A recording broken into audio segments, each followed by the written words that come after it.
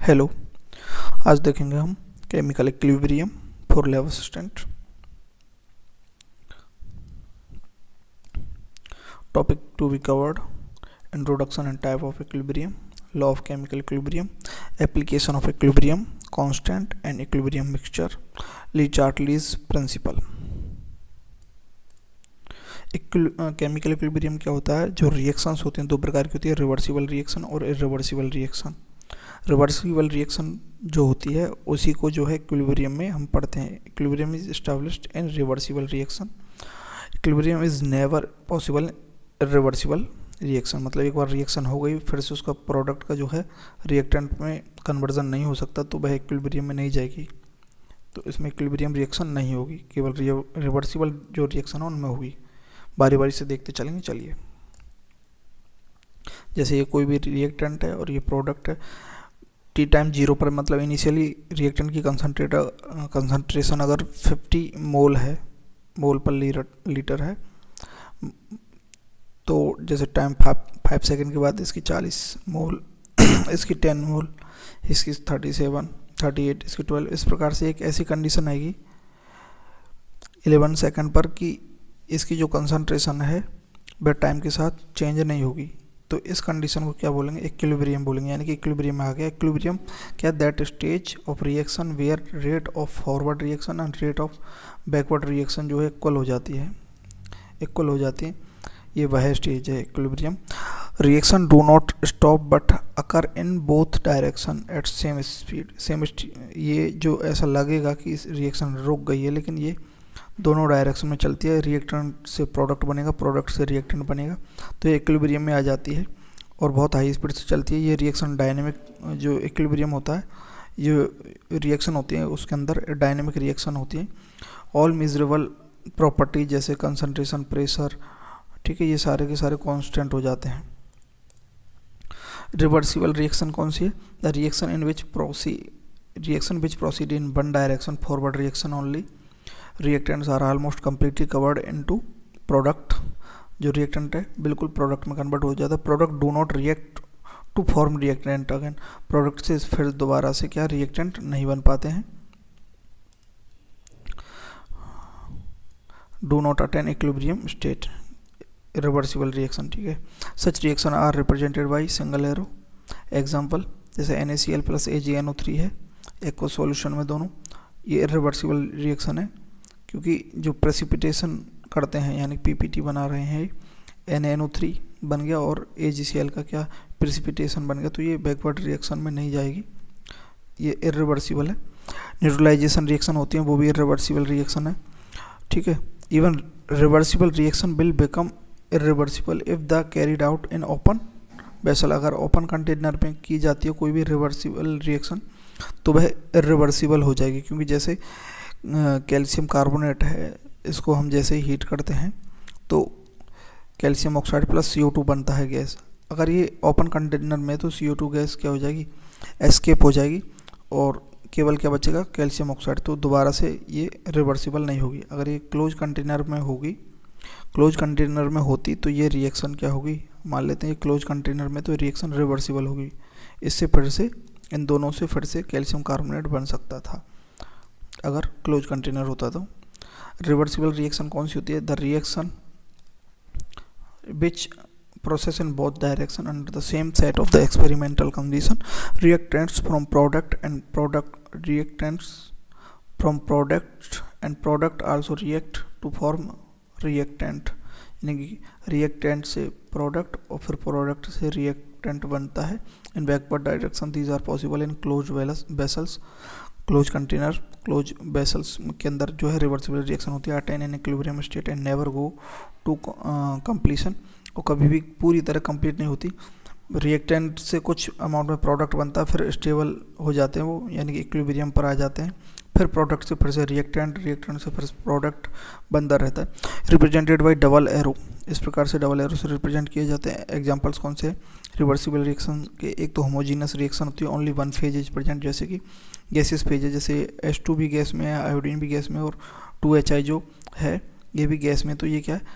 Homogeneous reaction है, ठीक है। जैसे नाइट्रोजन गैस में, हाइड्रोजन भी गैस में और अमोनिया भी गैस में, ये हैवर्स प्रोसेस है, N2 gas plus 3H2 gas, इससे क्या बन रहा है, अमोनिया बन रहा है 2NH3 ये गैसियस में अमोनिया बना है, ये हैवर्स प्रोसेस है। और ये क्या होमोजीनस रिएक्शन है। लिक्विड फेज भी हो सकता है, जैसे कि CH3COOH ये लिक्विड में, C2H5OH ये भी लिक्विड में, और ये भी लिक्विड में, ये H2 भी लिक्विड में। तो ये क्या होमोजीनस रिएक्शन है। हेट्रोजीनस रिएक्शन क्या, more than one phase are present, जैसे कैल्शियम कार्बोनेट जो है सॉलिड स्टेट में, लेकिन कैल्शियम ऑक्साइड भी सॉलिड में, लेकिन CO2 जो है गैसियस फॉर्म में। तो ये हेट्रोजीनस रिएक्शन हो गई, या फिर हेट्रोजीनस रिवर्सिबल रिएक्शन हो जाती हैं, जिनमें एक से ज़्यादा फेज होती हैं, वो हेट्रोजीनस बोलते हैं। इक्विलिब्रियम क्या के अंदर क्या, possible in reversible reaction and close vessels, जो हम देख चुके हैं। Reversible physical and chemical process, बहुत रिवर्सिबल कौन सी होती है, फिजिकल भी होती है, यानी कि जैसे कि हम बर्फ़ से, आइस से क्या बना सकते हैं, वाटर, एक टेम्परेचर पर वाटर से आइस बना सकते हैं, ठीक है। तो ये क्या है, physical and chemical process. Chemical तो हमने देख ली, जैसे कैल्शियम कार्बोनेट है, उससे हम क्या बना रहे हैं, calcium oxide plus CO2 gas, और फिर इसी से क्या बन रहा है, फिर से कैल्शियम कार्बोनेट। तो ये क्या है, केमिकल रिएक्शन और फिजिकल रिएक्शन दोनों रिवर्सिबल। तो इक्विलिब्रियम में, इक्विलिब्रियम क्या होता है, रेट ऑफ फॉरवर्ड रिएक्शन, यानी कि रिएक्टेंट से प्रोडक्ट बनने की जो रेट है, कितने टाइम में प्रोडक्ट बन रहा है, प्रोडक्ट से rate of backward reaction, backward जाएगी, प्रोडक्ट से रिएक्टेंट बन रहा है तो बैकवर्ड रिएक्शन, वो अगर वो इक्वल होती हैं, उस कंडीशन को क्या बोलते हैं, इक्विलिब्रियम बोलते हैं, यानी कि ठीक है। At equilibrium all measurable properties of system, system की जो कोई भी सिस्टम है, ए से बी बन रहा है, बी से ए बन रहा है, तो इस सिस्टम के अंदर जो भी मेजरेबल प्रॉपर्टीज़ हैं, जैसे कंसंट्रेशन हो गई, प्रेशर हो गया, वॉल्यूम हो गया, मोल्स हो गए, ये सारे क्या कांस्टेंट रहते हैं इक्विलिब्रियम के अंदर, ठीक है। Overall reaction seem to be stopped, जब हम देखते हैं इक्विलिब्रियम पर आने पर तो लगता है कि रिएक्शन स्टॉप हो गई है, but reaction occur at molecular level in both direction, at same speed से बोथ डायरेक्शन में होती है मॉलिक्यूलर लेवल पर इक्विलिब्रियम के अंदर। केमिकल इक्विलिब्रियम क्या होता है, equilibrium is a state in which there are no observable changes at as time goes by, मतलब हम अगर देखने में क्या कोई चेंजेस नहीं होता है, ऐसी स्टेट आ जाती है इक्विलिब्रियम के अंदर। When a chemical reaction has reached the equilibrium state, the concentration of reactants and product remain constant over time and there are no visible change in the system. तो जैसे ही मान लेते हैं, पहले रिएक्टेंट है, इसकी कंसंट्रेशन मान लेते हैं स्टार्टिंग में 10 है, जैसे ही रिएक्शन स्टार्ट हुई धीरे धीरे इसकी कंसंट्रेशन कम हो गई, 9 हो गई, फिर 8 होगी, और प्रोडक्ट की बढ़ती जाएगी, पहले 1 होगी, फिर 2 होगी, 3 होगी, फिर एक ऐसी कंडीशन आ जाएगी कि जो कंसंट्रेशन है कांस्टेंट हो जाएगी, इनकी कंसंट्रेशन कांस्टेंट हो जाएगी। मान लेते हैं इसकी 6, इसकी 4 हो जाएगी। तो इसके बाद जो रिएक्शन है, इसकी कंसंट्रेशन में कोई चेंज नहीं होगा इक्विलिब्रियम आने के बाद। ये ऐसे बोल रहा है, when chemical reaction has reach at equilibrium state the concentration of reactant and product remain constant over time and there is no visible change in the system. However there is much activity at the molecular level, molecular level पर activity होती है, यानी कि reactant से product बन रहा है, फिर तुरंत प्रोडक्ट से रिएक्टेंट बन जा रहा है, because reactant molecules continue to form product molecule by product molecule react to yield reactant molecule, ठीक है। ये बात है इक्विलिब्रियम पर आने पर, केमिकल इक्विलिब्रियम पर। State of chemical equilibrium, chemical equilibrium की स्टेट क्या है, state of equilibrium means the balance of driving force का जो है बैलेंस हो जाता है, यानी कि वह फोर्स जो रिएक्टेंट से प्रोडक्ट बना रहा है इक्वल टू बैकवर्ड प्रोडक्ट से रिएक्टेंट बना रहा है, वे दोनों फोर्स क्या इक्वल हो जाते हैं इस स्टेट पर। ड्राइविंग फोर्स दैट इज, ये सारे NCERT की लाइन है, that is the factors taking the reaction in forward direction and backward direction are balancing each other, जो ठीक है। Equilibrium state represented compromise between two opposing tendency, equilibrium state represents करता है compromise between two opposing tendency. अगर molecule try to minimise energy, molecule अपनी energy को minimise करना चाहता है तो उसकी डेल्टा H क्या होगी, 0 से कम होगी, यानी कि जीरो से कम क्या होगी, एक्सोथर्मिक होती है ना, एनर्जी क्या जीरो से कम होगी। और molecule try to maximize entropy, तो जीरो से ज़्यादा होगी एंट्रोपी। अगर एंट्रोपी को मैक्सिमाइज करना चाहता है तो एंट्रोपी जीरो से ज़्यादा होगी, और एनर्जी को मिनिमाइज करना चाहता है तो जीरो से कम डेल्टा एच होगी। Equilibrium can be established for both physical process and chemical process, दोनों के लिए केमिकली जो इक्विलिब्रियम हो सकता है।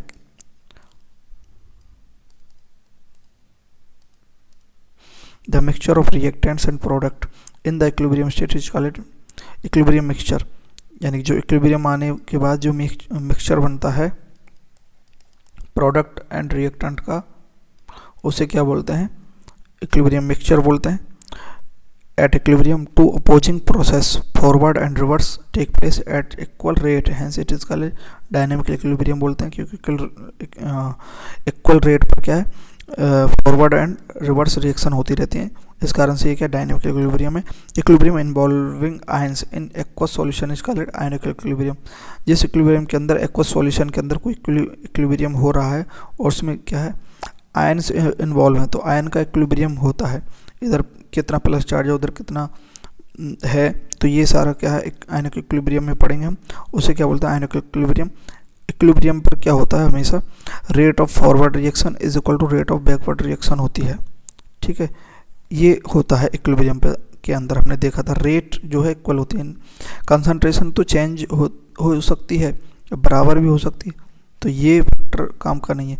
रिएक्टेंट की कंसंट्रेशन ज़्यादा हो सकती है, प्रोडक्ट की कम हो सकती है, इक्विलिब्रियम पर ये भी हो सकता है, ये भी हो सकता है, ठीक है। रिएक्टेंट की कंसंट्रेशन कम हो सकती है और प्रोडक्ट की ज़्यादा, मतलब रिएक्टेंट बन करके प्रोडक्ट ज़्यादा अमाउंट में बन गया, यानी कि 10 मोल थे तो यहाँ से केवल 2 मोल रिएक्टेंट बचा और 8 मोल प्रोडक्ट बन गया, तो ये कंडीशन अब आ गई हमारी इक्विलिब्रियम। तो उसके बाद अब ये जो बचे हुए जो 2 मोल रिएक्टेंट है ये आगे प्रोडक्ट में नहीं कन्वर्ट हो सकते, या फिर कन्वर्ट होके तुरंत क्या प्रोडक्ट फिर से रिएक्टेंट में कन्वर्ट हो जाएगा, तो ये क्या इक्विलिब्रियम स्टेट आ जाती है। उसमें क्या रेट ऑफ फॉरवर्ड रिएक्शन और rate of backward reaction equal हो जाती है, यानी कि रिएक्टेंट से प्रोडक्ट, प्रोडक्ट से रिएक्टेंट इक्वल हो जाता है। तो इसका जो है आंसर क्या होगा, any of the above condition, इनमें से कोई सी भी कंडीशन जो है इक्विलिब्रियम में हो सकती है, क्योंकि इक्विलिब्रियम की कंडीशन तो मेन तो ये है, ये इफेक्ट करती है, इनमें कुछ भी हो सकता है, बराबर हो, ज़्यादा हो, कम हो।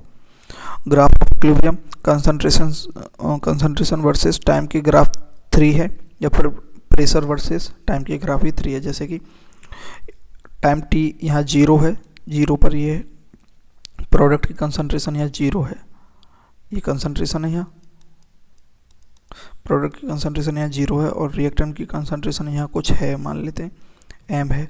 तो जैसे टाइम के साथ धीरे धीरे क्या रिएक्टेंट की कंसंट्रेशन कम होगी, प्रोडक्ट में कन्वर्ट होगा, प्रोडक्ट की कंसंट्रेशन बढ़ेगी, रिएक्टेंट की कंसंट्रेशन कम होगी, प्रोडक्ट की बढ़ेगी।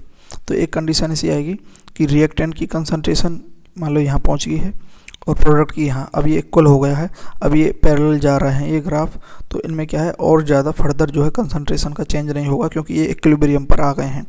तो एक तो ये ग्राफ बनेगा, इसके इक्विलिब्रियम टाइम बोलेंगे, इसमें रिएक्टेंट की कंसंट्रेशन कम हो जाती है, मान लेते इसकी 10 होती कंसंट्रेशन, तो इसकी क्या हो जाएगी 20, इनिशियल में हमने मान लेते हैं 30 लिया था, ठीक है, ये इसका एग्जांपल है।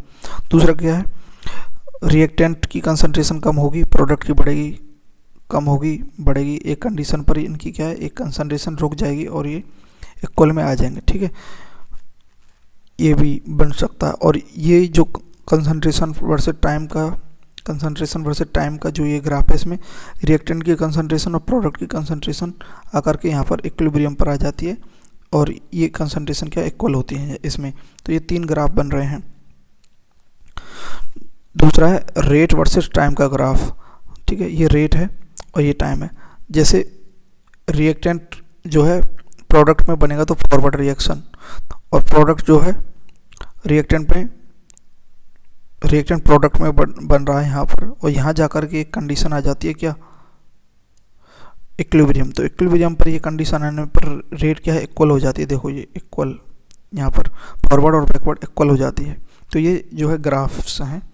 नेक्स्ट देखते हैं type of equilibrium on the basis of process के बेसिस पर 3 टाइप्स होते हैं। एक तो फिजिकल इक्विलिब्रियम होता है, इक्विलिब्रियम इन्वॉल्विंग फिजिकल प्रोसेस, जैसे सॉलिड से लिक्विड जाएगा, लिक्विड से सॉलिड, तो ये क्या फिजिकल प्रोसेस हो रही है। दूसरा chemical equilibrium, equilibrium involving chemical reaction, जैसे PCl5 से PCl3 और Cl2 बन रहा है, ये क्या केमिकल इक्विलिब्रियम है। और एक होता है आयोनिक इक्विलिब्रियम, इसमें क्या इक्विलिब्रियम इन्वॉल्विंग आयोनिक स्पीसीज, जैसे H2O से H+ और OH नेगेटिव ये कन्वर्ट हो रहा है, तो ये आयोनिक इक्विलिब्रियम होता है। ये नेक्स्ट पढ़ेंगे हम। EQM लिखने में क्या इक्विलिब्रियम और RXN मतलब रिएक्शन से डिनोट करेंगे हम, जो करते आ रहे हैं। इक्विलिब्रियम इन फिजिकल प्रोसेस में देख लेते हैं इक्विलिब्रियम। फिजिकल इक्विलिब्रियम क्या होता है, equilibrium if opposing process involve only physical change the equilibrium is called physical equilibrium. केवल जो अपोजिंग प्रोसेस जो होती है इन्वॉल्व कर रही है केवल physical changes. Physical equilibrium can be attain only in close vessel, ये बात ध्यान रखने वाली बात है, केवल क्लोज वेसल में होती है। And there is no change take place at molecular level, molecular level पर कोई भी चेंज नहीं होता। जैसे कि कोई भी है, आगे एग्जांपल देख लेंगे, जैसे कि सॉलिड लिक्विड इक्विलिब्रियम होता है, जैसे सॉलिड से लिक्विड बन रहा है और लिक्विड से सॉलिड बन रहा है। तो एट इक्विलिब्रियम पर क्या होता है, rate of fusion of solid, solid का जो टूटना है fusion of solid equal to हो जाता है rate of freezing of liquid. जितने इक्विलिब्रियम पर क्या जितने अमाउंट में सॉलिड जो है लिक्विड में फ्यूज हो रहा है, उसी अमाउंट में लिक्विड से सॉलिड फ्रीज हो रहा है। तो freezing of liquid and fusion of solid equal हो जाएगा। तो जिस कंडीशन पर जिस टेम्परेचर पर इक्विलिब्रियम बनता है उस टेम्परेचर पर इसे क्या बोलते हैं, मेल्टिंग पॉइंट बोलते हैं, यानी कि तुरंत मेल्ट हो रहा है, और उसी को फ्रीजिंग पॉइंट बोलते हैं। Temperature at which solid liquid equilibrium exist उसे क्या बोलेंगे, मेल्टिंग पॉइंट बोलेंगे, और फ्रीजिंग पॉइंट बोलेंगे, तो क्योंकि फ्रीज भी हो रहा है। लिक्विड वेपर गैस, लिक्विड या वेपर या फिर लिक्विड गैस इक्विलिब्रियम, उसमें क्या होता है लिक्विड से गैस और गैस से लिक्विड बन रहा है। इसमें इक्विलिब्रियम पर क्या होगा, rate of vaporisation of liquid, यानी कि लिक्विड जितने रेट से गैस बना रहा है, गैस कंडेंसेशन के जरिए उतने ही अमाउंट में लिक्विड बना रहा है। तो vaporization of liquid equal to rate of condensation of gas. तो उस इक्विलिब्रियम पर ये जो अटेन हुआ है उस पर जो टेम्परेचर है उसे क्या बोलेंगे, बॉइलिंग पॉइंट बोलेंगे। नेक्स्ट, सॉलिड से गैस डायरेक्टली, सॉलिड से वैसे लिक्विड होता है, सॉलिड से गैस भी होता है सब्लिमेशन के जरिए। सॉलिड टू गैस इक्विलिब्रियम, इसमें सॉलिड टू गैस बनेगा सब्लिमेशन के जरिए, और एब्लिमेशन के जरिए गैस टू सॉलिड बनेगा। तो इक्विलिब्रियम पर क्या होगा, rate of sublimation of solid to gas equal to होगा रेट ऑफ एब्लिमेशन ऑफ गैस टू सॉलिड होगा। जैसे ये कुछ एग्जांपल है, NH4Cl, कॉम्फोर, अमोनियम क्लोराइड हो गया, अमोनियम क्लोराइड कॉम्फर हो गया, नेफ्थलीन हो गया, ये सारे क्या हैं, जो कपूर होता है ना, ये सारे क्या हैं, इनके अंदर सब्लिमेशन होता है। सॉलिड टू गैस इक्विलिब्रियम होगा। Dissolution of solid and liquid, ये भी इक्विलिब्रियम है। इसमें क्या है, सॉलिड जो है सॉल्यूट होता है और लिक्विड क्या हो, सॉल्वेंट होता है, और क्या बनता है, सॉल्यूशन बनता है।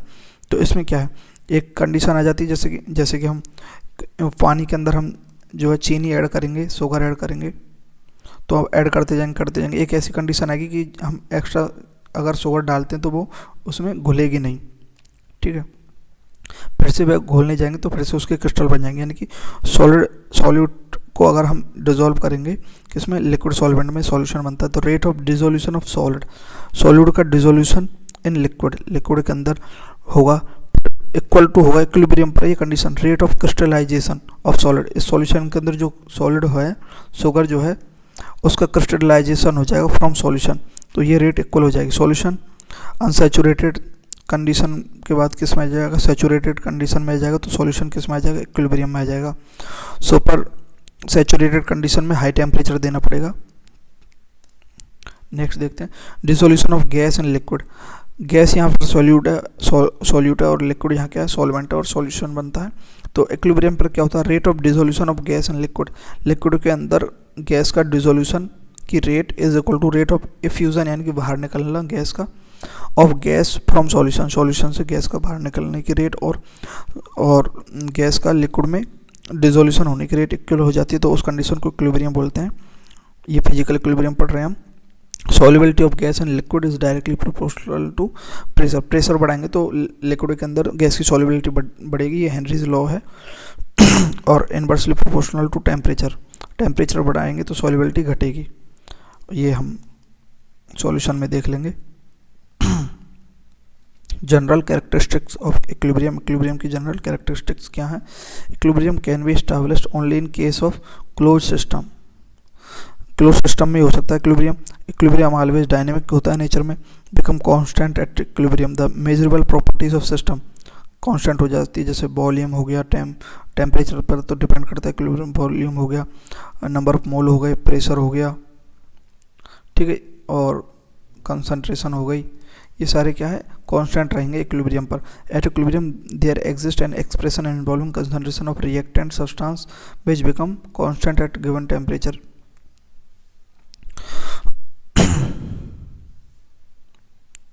गिवन टेम्परेचर पर कांस्टेंट होती है, उसे इक्विलिब्रियम बोलते हैं, ठीक है।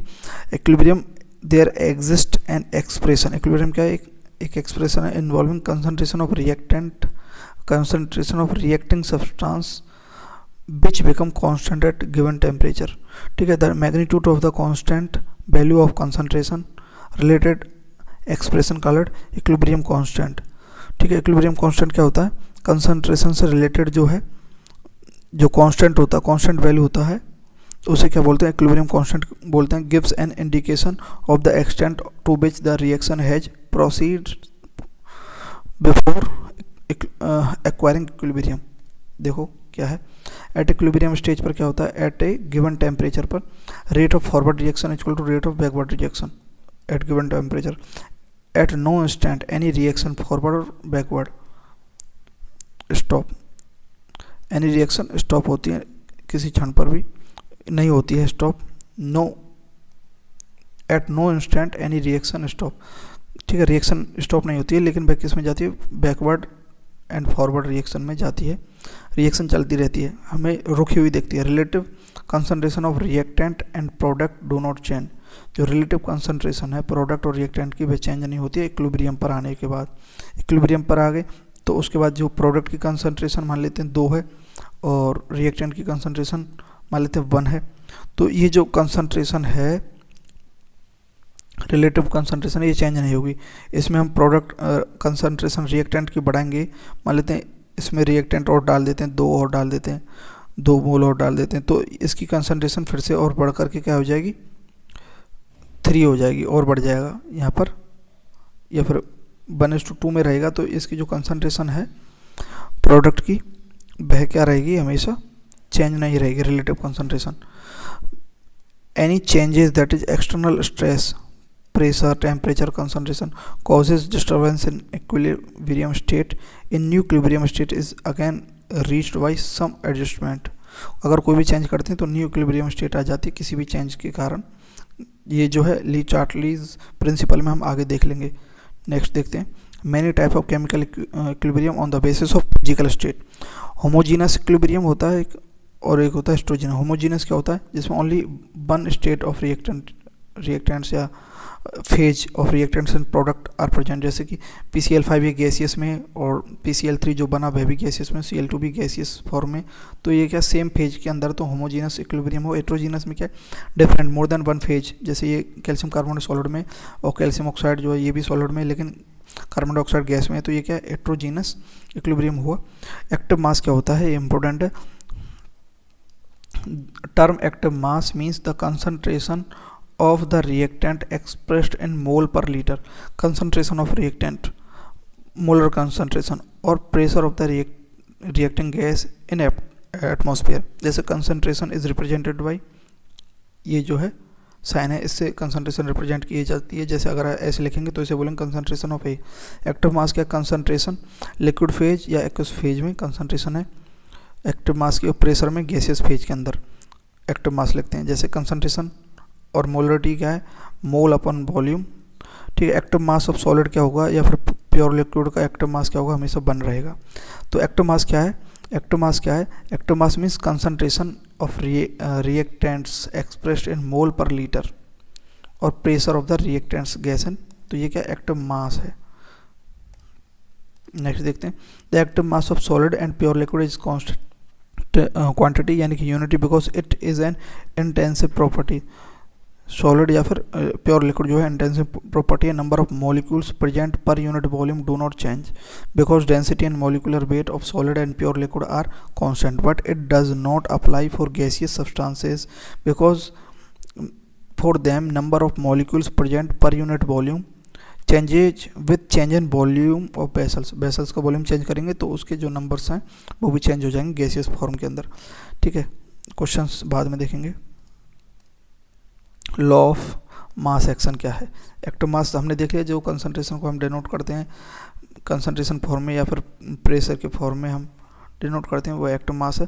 द लॉ ऑफ मास क्या है? The law of mass action was given by Guldberg and Waage in 1864 में दिया गया law of mass action, Guldberg and Waage ने।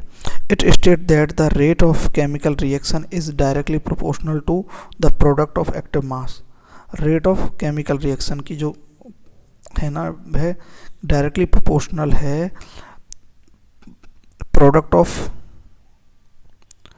Active masses to of reacting substance raise to the power equal to the stoichiometric coefficient, और उसकी जो power होगी concentration में stoichiometric जो कोफिशिएंट होगी in the balance chemical equation. जैसे ये लॉ ऑफ मास एक्शन क्या बोल रहा है? ये बोल रहा है कि जैसे कि ये कोई भी है, ये रिएक्टेंट है, ये इसका क्या स्टोइकियोमेट्रिक जो कोफिशिएंट है, ये प्रोडक्ट का बी है, स्टोइकियोमेट्रिक कोफिशिएंट है। अब जैसे रेट जो है फॉरवर्ड डायरेक्शन में जाएगी तो डायरेक्टली प्रोपोर्शनल है rate of chemical reaction is directly proportional to product of active mass. ठीक है, तो इसकी रेट जो है प्रोडक्ट ऑफ एक्टिव मास, जितने भी एक्टिव मास होंगे उनका प्रोडक्ट होगा। तो रेट ऑफ फॉरवर्ड, तो ये एक्टिव मास है, कंसंट्रेशन ऑफ रिएक्टेंट और इसके ऊपर क्या है stoichiometric coefficient, directly proportional product of active mass of the reacting substance raise to the power, इसके ऊपर पावर क्या है equal to the stoichiometric coefficient. जो स्टोइकियोमेट्रिक कोफिशिएंट है भाई इसकी पावर होगी, तो ये क्या है रेट ऑफ फॉरवर्ड रिएक्शन है, तो इसकी ये डायरेक्टली प्रोपोर्शनल है रिएक्टेंट। तो अगर हम रेट ऑफ फॉरवर्ड रिएक्शन लिखेंगे इज इक्वल टू में, तो के एफ क्या होगा यहाँ rate constant of forward reaction का रेट कांस्टेंट और आर है, और रेट बैकवर्ड रिएक्शन की जो रेट होगा डायरेक्टली प्रोपोर्शनल है कंसंट्रेशन ऑफ प्रोडक्ट की power plus power stoichiometric coefficient of product, और रेट ऑफ बैकवर्ड रिएक्शन क्या होगी इक्वल टू में K V into concentration of product की power stoichiometric coefficient of product. तो इसे क्या बोलेंगे के वी को rate constant of backward reaction. तो ये तो लॉ ऑफ मास एक्शन हुआ। और एक्टिव मास क्या होता है? हम रिएक्टेंट की जो है या फिर प्रोडक्ट की हम जो कंसंट्रेशन लिखते हैं उसे एक्टिव मास बोलते हैं। टर्म है active mass means concentration of the reactant expressed in moles per litre और प्रेशर। ठीक है, उसे क्या बोलते हैं एक्टिव मास बोलते हैं।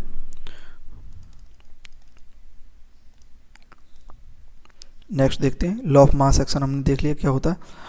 केमिकल जो वो है रिएक्शन है उसको लिखना। नेक्स्ट देखते हैं इक्विलिब्रियम पर क्या होता है, रेट ऑफ फॉरवर्ड रिएक्शन और rate of backward reaction equal हो जाती है, ये हम देखते आ रहे हैं। रेट ऑफ फॉरवर्ड रिएक्शन क्या होती है, ये रही रेट ऑफ फॉरवर्ड रिएक्शन है, ये रेट ऑफ फॉरवर्ड रिएक्शन है, ये रेट ऑफ बैकवर्ड रिएक्शन है जो हमने अभी देख लिया था। ये किसके जरिए, लॉ ऑफ मास एक्शन के जरिए हमने निकाली थी rate according to law of mass action. ठीक है, तो अब ये इक्वल में है तो अब हम लिख सकते हैं के एफ अपॉन के बी, ये के बी इसके नीचे आ जाएगा, तो K F upon K B is equal to concentration of product upon concentration of reactant.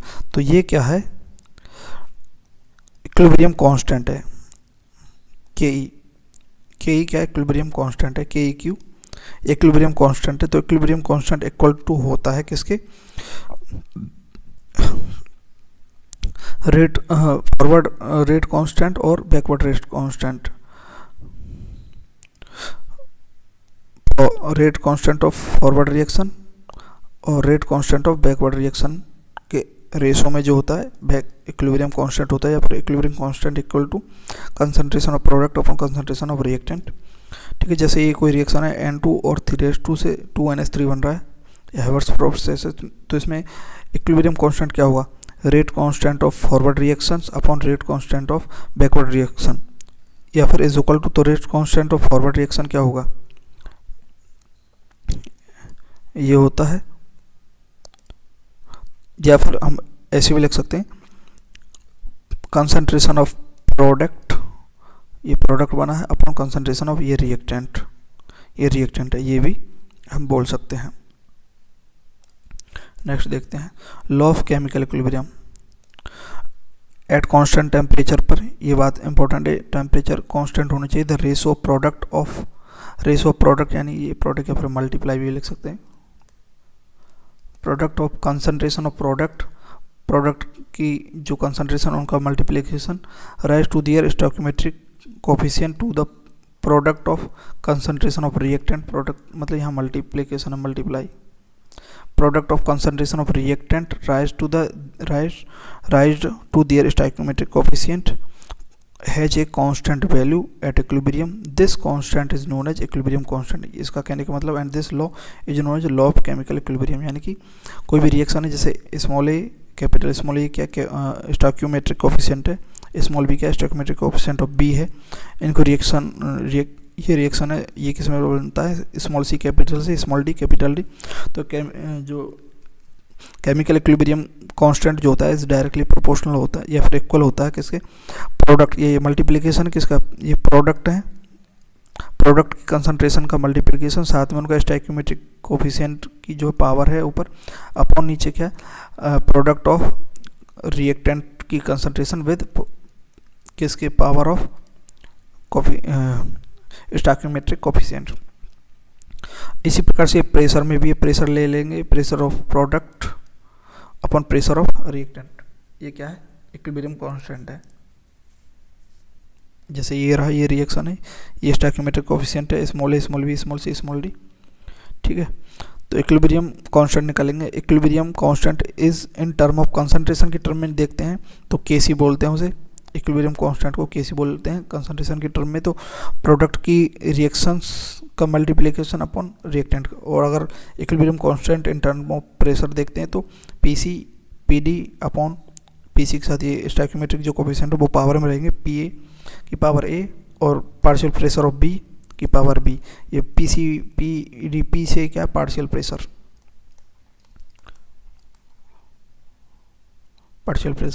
Equilibrium constant in term of mole fraction के रूप में, तो इसे के काई से डिनोट करते हैं।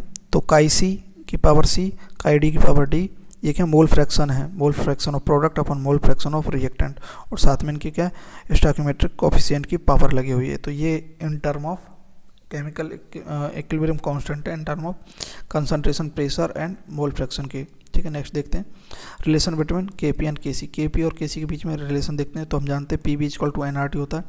तो पी यहाँ बी इसके नीचे जाएगा तो मोल पर वॉल्यूम करेगा, तो इसको ये क्या होगा कंसंट्रेशन, तो P equal to C R T हो गया। तो के पी इक्वल टू क्या हो गया, के पी इक्वल टू हो गया K C R T, K P equal to हो गया के सी आर टी की power delta N G. Delta N G क्या है, number of gaseous moles of product minus reactant. Product minus reactants में से जो नंबर्स ऑफ गैसियस मोल्स बचते हैं वो डेल्टा एन जी है। तो के पी और के सी का ये रिलेशंस है, ये याद रखना है। के P is equal to K C R T की पावर डेल्टा एन जी है। डेल्टा एन जी क्या है वो हमने देख लिया, और आर क्या है यहाँ यूनिवर्सल क्या है, गैस कांस्टेंट है जो 0.82 या फिर 1/12 लीटर एटीएम एटमॉस्फेरिक प्रेशर पर केल्विन पर मोल इसकी क्या है, ये यूनिट है। अगर 0.082 लेते हैं तब क्या है, लीटर एटमॉस्फेयर एटीएम पर केल्विन पर मोल। अगर 0.082 लेते हैं, और अगर 8.314 लेते हैं या फिर 25/3 लेते हैं तो जूल पर केल्विन पर मोल लेंगे। ठीक है, टेम्परेचर केल्विन में लेंगे हमेशा, पर मोल लेंगे। यहाँ पर लीटर एटीएम और यहाँ जूल, बस ये अंतर है इसमें। ठीक है, अगर डेल्टा एन जी जो है भाई ग्रेटर देन जीरो है, जीरो से ज़्यादा है तो सीधी सी बात है प्रोडक्ट की संख्या ज़्यादा है तो यहाँ के पी ज़्यादा होगा के सी से। और अगर लेस देन जीरो है, डेल्टा एन जी जीरो का मतलब जो प्रोडक्ट है, प्रोडक्ट तो 1 बना और रिएक्टेंट कितना है 2 है, तो इसमें -1 आएगा, तो इसमें क्या के सी ज़्यादा है, के पी कम रहेगा। डेल्टा एन जी अगर जीरो से कम है और delta N G equal to zero है तो K P equal to K सी होगा। तो उस कंडीशन में क्या है, के पी इक्वल टू के सी हो जाएगा। अगर डेल्टा एन जी ये जीरो है, किसी की पावर जीरो है तो वह वन हो जाता है, तो के सी इक्वल टू के पी हो जाएगा। या फिर अगर हम आर टी की वैल्यू अगर 1 रखते हैं तो भी क्या के सी इक्वल टू के पी हो जाएगा। आर टी की वैल्यू 1 कब आएगी, जब T is equal to 1/r होगा। टेम्परेचर कितना होगा 1/r, और 1/r कितना 12 केल्विन। नेक्स्ट देखते हैं, ये रिलेशन देख लिया हमने के पी एन के सी का। रिलेशन बिटवीन के पी एन के एक्स के अंदर के काई के अंदर देखते हैं, ये क्या है, इक्विलिब्रियम कांस्टेंट है in term of mole fraction के टर्म में, ठीक है। इनमें रिलेशन देखते हैं तो K P equal to K X P total की पावर डेल्टा एन जी, ठीक है। डेल्टा एन जी वही है number of gaseous moles product minus reaction. P total क्या, टोटल प्रेशर एट इक्विलिब्रियम पर जो टोटल प्रेशर है कंटेनर का या फिर वेसल्स का वह है पी टोटल। तो K P equal to K X P total की पावर डेल्टा एन जी। अगर delta N G greater than zero होगा, जीरो से ज़्यादा होगा तो के पी ही होगा ज़्यादा, और delta N G less than होगा जीरो से तो के एक्स होगा, के का ही होगा। और delta N G equal to zero होगा तो K P equal to K X होगा, यानी कि पी टोटल अगर 1 होता है तो भी के पी इक्वल टू के का ही होता है, ठीक है। सीधी सी बात है, के P equal to K C equal to के का ही होता है इफ़ डेल्टा एन जी क्या होगा, जीरो होगा, ठीक है। ये बात याद रखनी है। तो ये के पी और के का ही का जो है हमने रिलेशन देख लिया, क्वेश्चन बाद में देखेंगे। Factor affecting equilibrium constant, equilibrium constant को कौन से फैक्टर अफेक्ट करते हैं, तो इक्विलिब्रियम कांस्टेंट कौन कौन से, के पी के सी और के का ही है। For a given reaction equilibrium constant जो है depend only on temperature, temperature पर डिपेंड करता है। Equilibrium constant do not change on changing pressure, volume, concentration और कैटलिस्ट, क्योंकि ये इन पर डिपेंड ही नहीं करता है इक्विलिब्रियम कांस्टेंट। तो इनकी अगर कंडीशन हम चेंज करेंगे तो इक्विलिब्रियम कांस्टेंट पर कोई भी चेंज नहीं होगा, ठीक है। टेम्परेचर जो है टेम्परेचर पर डिपेंड करेगा, जैसे डेल्टा जी नॉट जो है -RT/ln के इक्विलिब्रियम कांस्टेंट के क्यू मतलब, और डेल्टा जी नॉट जो है ये क्या स्टैंडर्ड गिब्स फ्री एनर्जी है, ये देख लो थर्मोडायनेमिक्स में है। तो delta H not minus T delta S, ये जो है एंट्रोपी है डेल्टा एस। तो फाइनली जो इससे जो रिलेशन निकल के आता है वो ये है, log equilibrium constant equal to delta H naught upon 2.303 R minus delta H naught upon 2.303 R T. तो यहाँ टेम्परेचर है तो टेम्परेचर पर डिपेंड करेगा इक्विलिब्रियम कांस्टेंट। तो फाइनली जो हम लिखते हैं log K2 upon K1, K2 upon K1 देखते हैं, लॉग निकालते हैं तो delta H naught 2.303 R bracket 1 upon T1 minus 1 upon T2, दो की अगर कंपेयर करते हैं तो ये याद रखना है, इम्पोर्टेंट है ये इम्पोर्टेंट है। ये कैसे आया वो यहाँ पर इतना इम्पोर्टेंट नहीं है, ये इम्पोर्टेंट है। Log K2 upon K1 delta H naught upon 2.303 R bracket 1 upon T1 minus 1 upon T2, ठीक है। For endothermic reaction, endothermic reaction क्या होती है, जिसमें हीट जो है निकलती है, हीट रिलीज होती है। तो अगर उसमें टेम्परेचर बढ़ाएंगे तो इक्विलिब्रियम कांस्टेंट क्या होगा, बढ़ेगा। टेम्परेचर घटाएंगे, सॉरी ये एंडोथर्मिक है, एंडोथर्मिक क्या है जिसमें रिएक्शन दी जाती है, एक्सोथर्मिक जिसमें रिएक्शन रिलीज होती है। जैसे ये कोई है A प्लस, इसमें हीट देंगे हम बाहर से, तब जाकर क्या बनेगा, B बनेगा। तो अगर हम एंडोथर्मिक रिएक्शन में टेम्परेचर बढ़ाएंगे या फिर हीट देंगे, तो हीट इसको देंगे तो ये क्या है, फॉरवर्ड जाएगी रिएक्शन, तो इसका इक्विलिब्रियम कांस्टेंट भी क्या होगा, बढ़ेगा।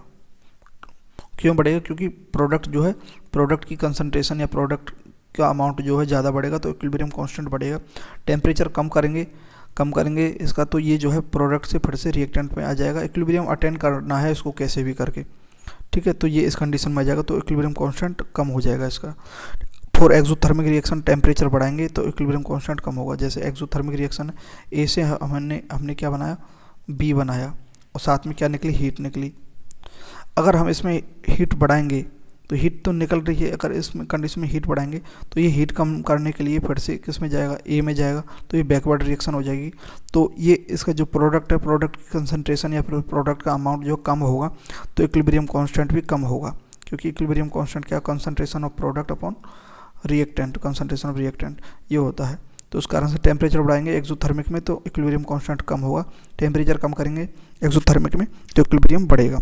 स्टोइकियोमेट्री ऑफ रिएक्शंस, एक तो टेम्परेचर पर डिपेंड करता है, दूसरा स्टोइकियोमेट्री ऑफ रिएक्शंस पर डिपेंड करता है। जैसे एन ए, जैसे ए स्मॉल ए कैपिटल ए और स्मॉल बी कैपिटल बी, तो ये स्मॉल जो है ये स्टोइकियोमेट्रिक कोफिशिएंट है, स्टोइकियोमेट्रिक कोफिशिएंट है।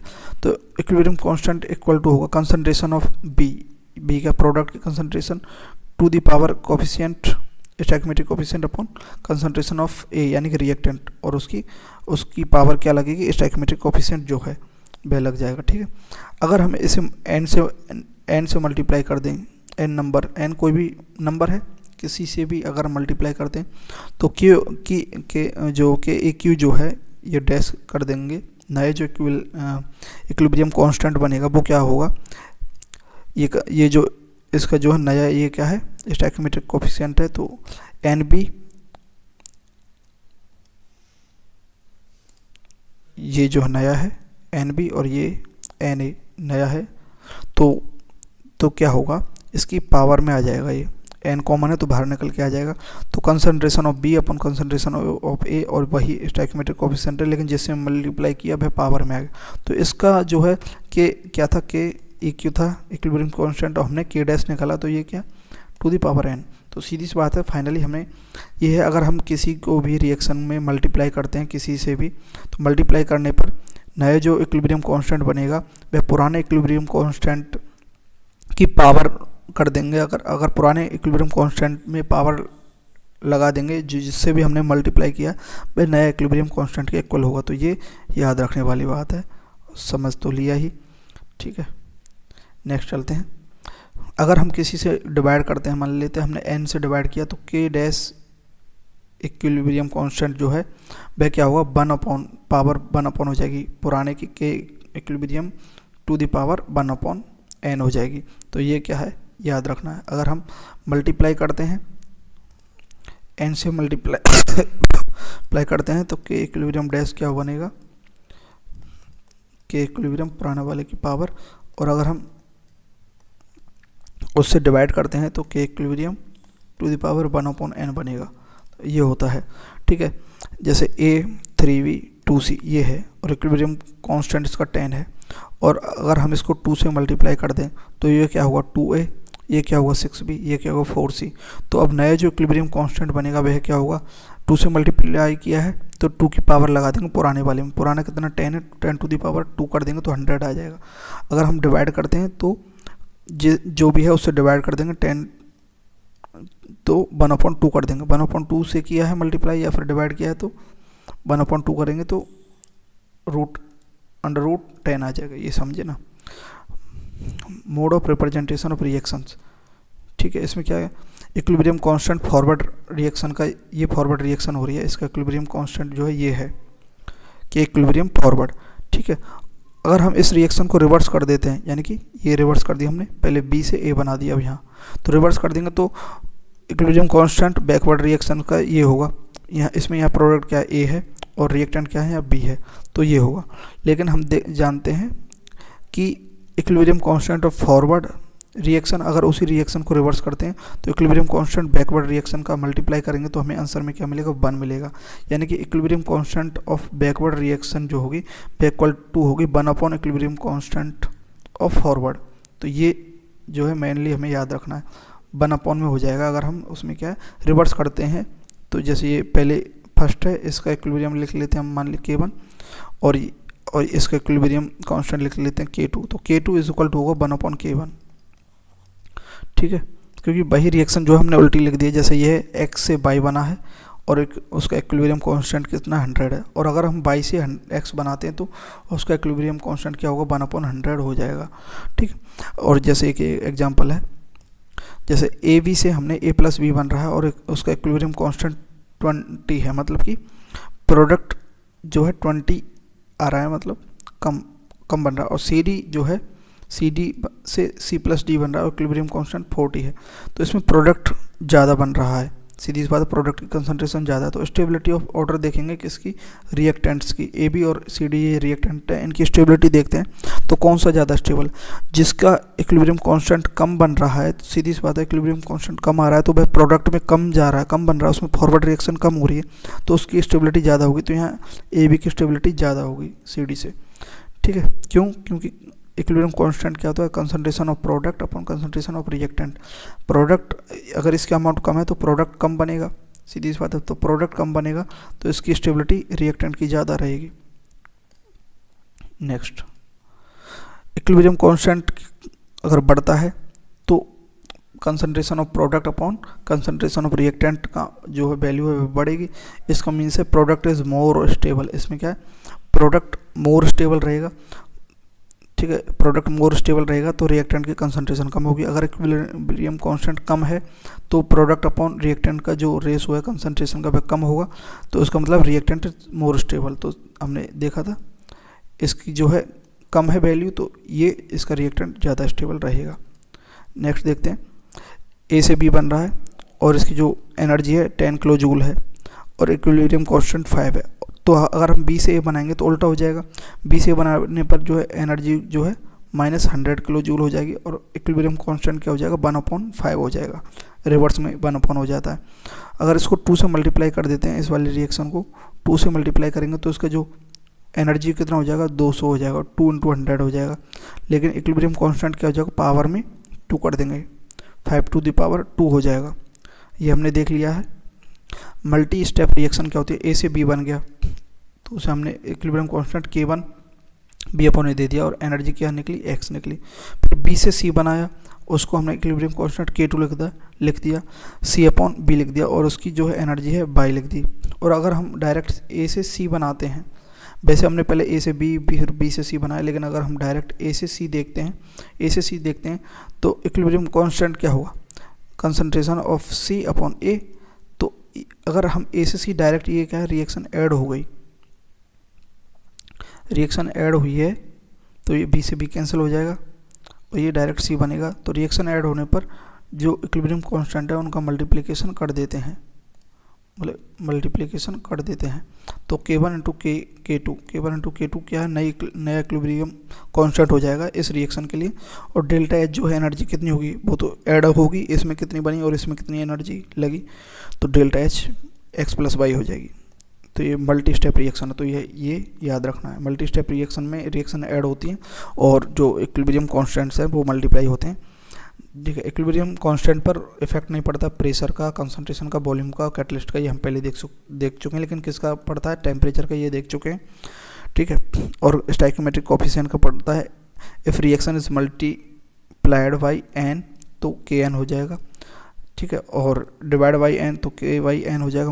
मोड ऑफ रिप्रेजेंटेशन फॉरवर्ड और बैकवर्ड, अगर हम पहले फॉरवर्ड लिख रहे हैं रिएक्शन को या फिर बैकवर्ड लिख रहे हैं तो वो दोनों का जो मल्टीप्लिकेशन है 1 के इक्वल होगा, या फिर forward reaction is equal to backward, ये backward reaction is equal to forward, ठीक है, ये होगा। अगर बैकवर्ड रिएक्शन लिखेंगे तो इसको यहाँ पर अपॉन लिख देंगे 1/, ठीक है। मल्टी स्टेप रिएक्शन में अगर इक्विलिब्रियम कांस्टेंट निकालना है तो अगर जितनी भी हम रिएक्शंस को ऐड कर रहे हैं उनके इक्विलिब्रियम कांस्टेंट को क्या करेंगे मल्टीप्लाई कर देंगे, ठीक है। नेक्स्ट देखते हैं, क्वेश्चन से बाद में करेंगे।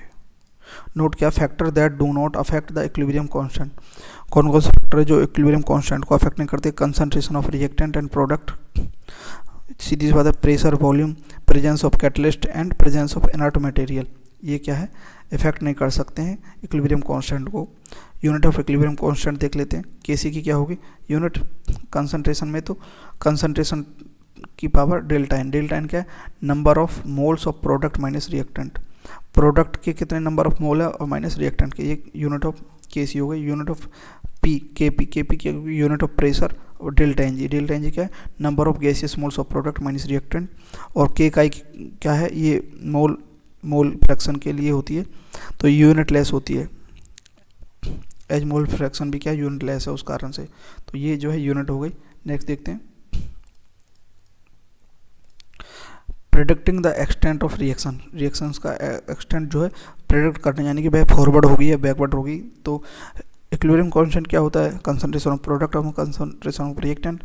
अगर इक्विलिब्रियम कांस्टेंट ग्रेटर देन है 1000 या फिर 10⁻³ से, ये इक्विलिब्रियम कांस्टेंट की वैल्यू इससे ज़्यादा है, तो जो इक्विलिब्रियम मिक्सचर होगा उसमें मोस्टली प्रोडक्ट होगा और जो रिएक्शन होगी वह लगभग कंप्लीशन पर होगी, मतलब कंप्लीट हो रखी होगी लगभग, ठीक है। तो उसमें प्रोडक्ट का जो है मिक्सचर मोस्टली ज़्यादा होगा। और अगर इक्विलिब्रियम कांस्टेंट जो है उसकी वैल्यू 10⁻³ या फिर 1/1000 से कम है, इस वैल्यू से कम है ये, तो क्या है?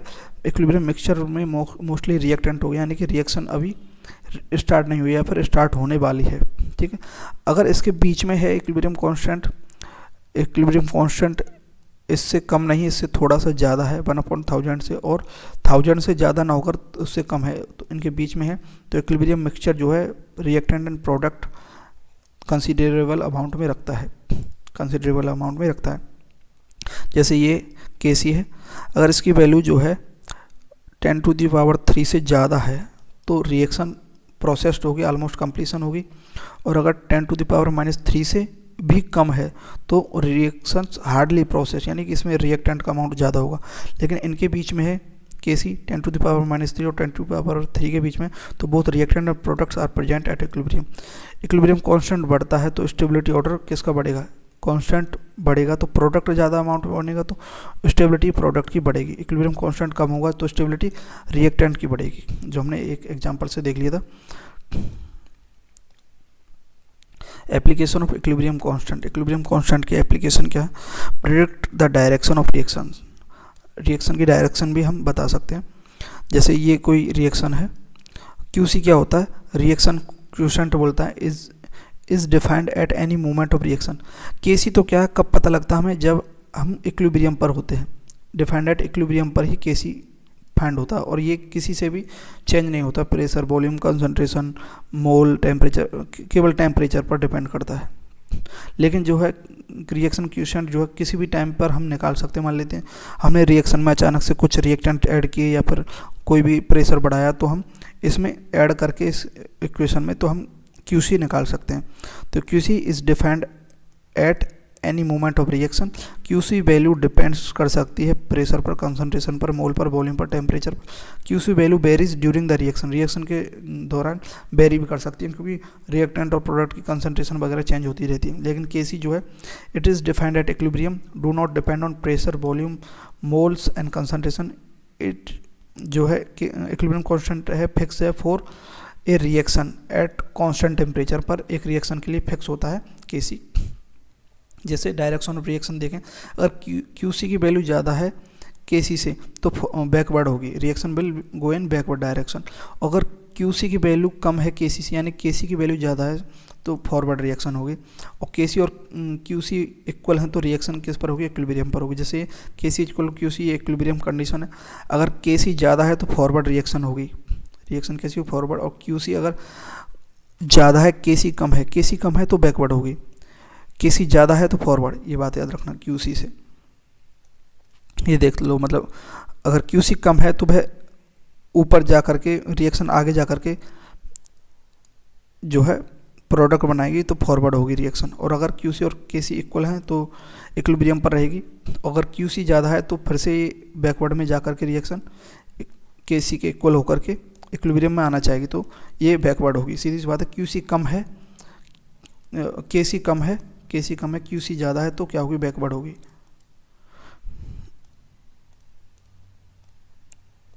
Relation between equilibrium constant and standard free energy change. तो ये क्या गिव्स free energy? Delta G equal to delta G naught. Delta G naught क्या? स्टैंडर्ड गिव्स फ्री एनर्जी है, प्लस RT ln QC। ये फॉर्मूला है, ठीक है। ये याद नहीं रखना है, बस कैसे ड्राइव होता है वो हमें देखना है। याद क्या रखना है हमें, देखते हैं आगे। तो डेल्टा जी नॉट अगर ये जो है इक्विलिब्रियम पर, ये डेल्टा जी जो है गिव्स फ्री एनर्जी क्या? जीरो हो जाती है इक्विलिब्रियम पर, जीरो एट इक्विलिब्रियम जीरो हो जाएगी। तो delta G naught equal to होगा, ये क्या होगा? ये जो है RT ln QC इधर जाएगा तो ये क्या किस में आ जाएगा? माइनस में। तो delta G naught is equal to minus RT ln KC, ये आ गया, ठीक है। और केसी और क्यूसी क्या इक्विलिब्रियम पर इक्वल होते हैं, तो इस कारण से क्यूसी को हमने केसी लिख दिया यहाँ।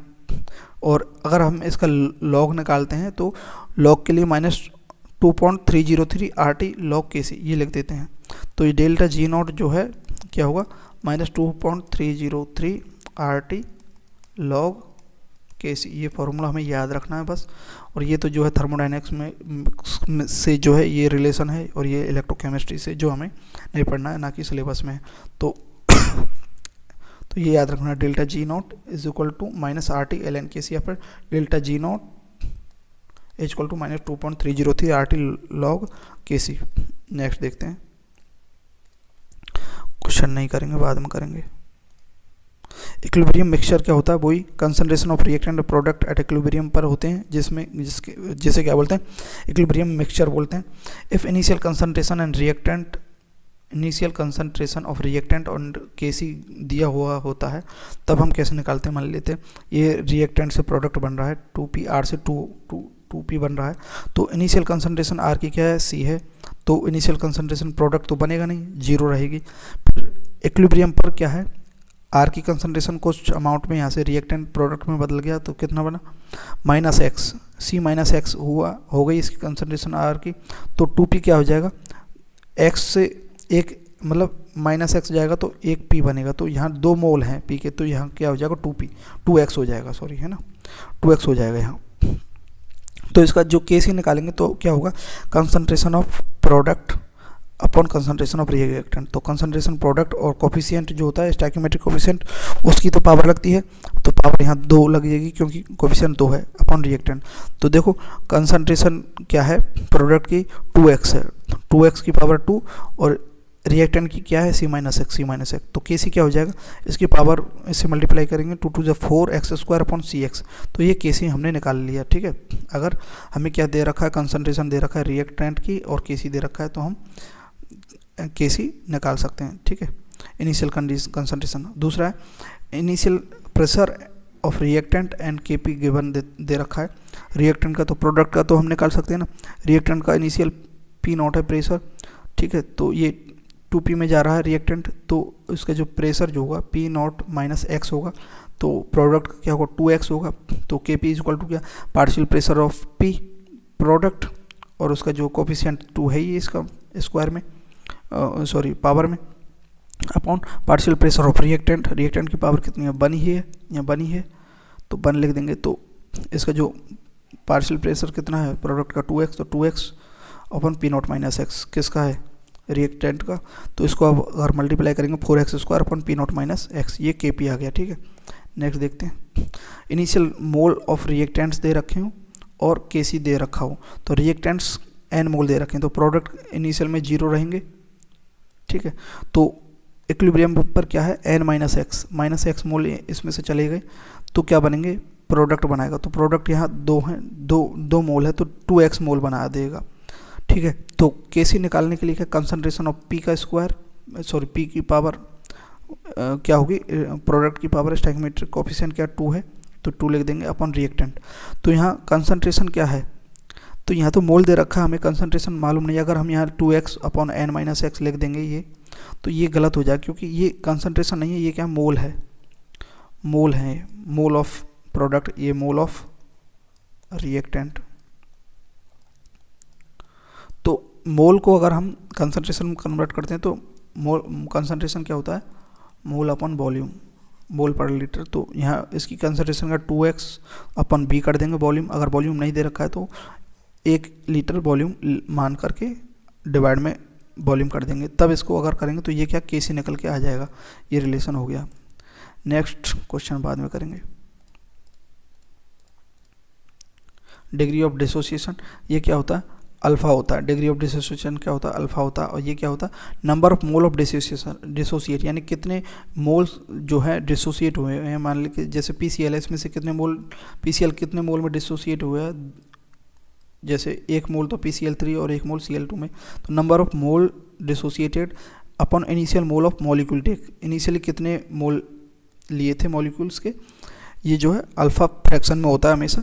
अल्फ़ा परसेंटेज में निकालना है तो फ्रैक्शन को 100 से मल्टीप्लाई कर देंगे, लेकिन न्यूमेरिकल्स के लिए अल्फ़ा हमेशा फ्रैक्शन में ही होता है। अल्फ़ा होता है क्या, it represent fraction of molecules undergoing dissociation from 1 mole of reactant. 1 mole reactant से डिसोसिएशन में जाते हैं, उसे अल्फ़ा बोलते हैं। जैसे PCl का हमने अल्फ़ा दे रखा है 0.4, या फिर ये अगर न्यूमेरिकल करेंगे तो 0 लिखेंगे फ्रैक्शन में, और वैसे 40%। तो मान लेते हैं PCl का 1 मोल जो है इनिशियली 1 मोल है T=0 पर, तो यहाँ प्रोडक्ट 0 बनेगा। और इक्विलिब्रियम पर क्या है, अल्फ़ा जो डिसोसिएट होकर 0.4 माइनस करेंगे, 1 माइनस अल्फ़ा होगा ये, तो ये अल्फ़ा हो जाएगा 0.4। जैसे कोई भी लिखा हुआ तो n मोल दे रखा है, तो इसमें क्या करेंगे हम, n माइनस n अल्फ़ा करेंगे, और ये प्रोडक्ट क्या बनेगा, n अल्फ़ा बनेगा। ये याद रखना है। जैसे ये A से B + C बन रहा है, इसके C मोल दे रखे हैं, तो ये क्या इक्विलिब्रियम पर क्या होगा, C minus C alpha, C में से C अल्फ़ा गए, ये क्या डिसोसिएशन कितना डिसोसिएट हुआ, इसका कितना डिसोसिएट हुआ, माने जैसे ये 10 मोल है, 10 मोल दे रखा है, तो 10 मोल का मान लेते हैं अल्फ़ा कितना है, अल्फ़ा का मतलब डिसोसिएशन, 10 मोल में से कितना डिसोसिएट हुआ है, माने कि 2, 0.2, तो 0.2 ये क्या होगा, 0.2 × 10 क्या हो जाएगा, 2 आ जाएगा, तो -2। ठीक है, तो C अल्फ़ा क्या है, 2, समझे ना। तो अगर कोई भी दे रखा है C माइनस C अल्फ़ा और C अल्फ़ा ऐसे लिखेंगे। ये किस पर डिपेंड करता है, जो गिवन होता है, और ये किस पर डिपेंड करता है, C अल्फ़ा स्टोइकियोमेट्रिक कोफिशिएंट। अगर यहाँ कुछ भी लिखा होगा, अगर B की जगह यहाँ A लिखा होगा तो यहाँ A से मल्टीप्लाई कर देंगे इसको, देखो आगे आ जाएगा ये समझ में। जैसे A से B + C बन रहा है, 1 मोल है, तो 1 माइनस अल्फ़ा और अल्फ़ा बनेगा। ठीक है, जैसे P है Q + 3R बन रहा है, अल्फ़ा गिवन है। ठीक है, तो इनिशियल कंसंट्रेशन 1 मोल है। ठीक है, तो इक्विलिब्रियम पर 1 माइनस अल्फ़ा लिखेंगे, 1 मोल है तो 1 माइनस, अगर 1 मोल से ज़्यादा कुछ भी हो, 10 मोल कुछ भी हो, तो 10 माइनस 10 अल्फ़ा ऐसे लिखेंगे। ठीक है, 1 मोल के लिए डिसाइड है, इस कारण से 1 माइनस अल्फ़ा। Q कितने मोल हो जाएंगे इक्विलिब्रियम पर, अल्फ़ा, और R कितने हो जाएंगे, अल्फ़ा तो है ये, इंटू 3 अल्फ़ा हो जाएगा। कोफिशिएंट को यहाँ मल्टीप्लाई करेंगे। इसी प्रकार से इसमें 5 मोल दे रखा है, तो इक्विलिब्रियम पर क्या होगा, ये 5 मोल है तो 5 माइनस 5 अल्फ़ा होगा इसका मोल, और ये क्या होगा 5 अल्फ़ा, और ये क्या होगा 5 × 3 15 अल्फ़ा हो जाएगा। नेक्स्ट क्या है, केस 4 में अल्फ़ा एंड KC इस गिवन दे रखा है, A से 2B और 3C बन रहा है, 1 मोल से ये बन रहा है, तो 1 माइनस अल्फ़ा, और ये क्या होगा 2 अल्फ़ा, और ये क्या होगा 3 अल्फ़ा। अल्फ़ा और KC दे रखा है, तो KC क्या है, प्रोडक्ट की कंसंट्रेशन अपॉन रिएक्टेंट, प्रोडक्ट की कंसंट्रेशन 2B और B और C, इस जो स्टोइकियोमेट्रिक कोफिशिएंट है उसको पावर में ला देंगे, अपॉन A रिएक्टेंट की कंसंट्रेशन भी लिख देंगे यहाँ। 1 मिनट।